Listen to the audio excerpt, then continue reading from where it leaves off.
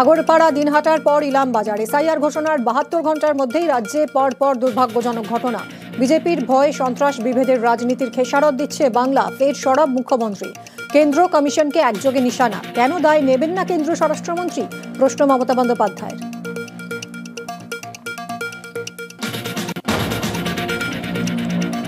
বাংলায় এসআইআর বিরোধিতা তৃণমূলের, রাজ্যের শাসক দলকে তোপ অমিত শাহের। তালিকা ত্রুটিমুক্ত করতেই এসআইআর প্রক্রিয়া কমিশনের, স্বচ্ছ তালিকায় ভোট চায় না তৃণমূল। গতকাল নেটওয়ার্ক 18 কনক্লেভে সরব কেন্দ্রীয় স্বরাষ্ট্রমন্ত্রী।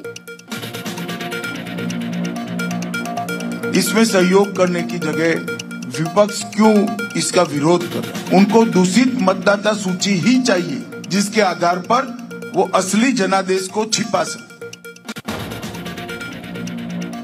চুপি চুপি কারচুপি, ইনভিজিবল রিগিং। এসআইআর ইস্যুতে সরব তৃণমূল। 2002-এর হার্ড কপিতে নাম থাকলেও আপলোডের সময় কারসাজি, পোর্টালে বাদ হাজার হাজার ভোটারের নাম।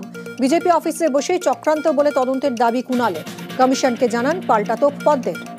তো বিজেপির পার্টি অফিসে বসে চক্রান্ত হয়েছে। 2002-এর ভোটার লিস্ট বলে এখন ওয়েবসাইটে আপলোড করা হয়েছে, তাতে বিপুল পরিমাণ ভোটার নেই। চুপি চুপি কারচুপি।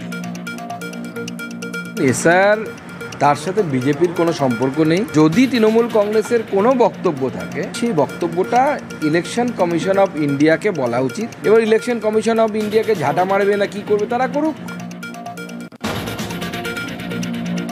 কে থাকবে ভোটার, কে হারাবে অধিকার? ভোটার বাঁচতে শুরু এসআইআর। শুধুই তালিকা সংশোধন নাকি নাগরিকত্ব যাচাই? রাজনীতির ময়দানে লাভ লোকসানের লড়াই। বিশ্ব মজুমদারের সঙ্গে দেখুন ভোটের বাংলায় এসআইআর এর দামামা। সোজা সাপটা মেগা ডিবেট আজ সন্ধ্যে 7টায়।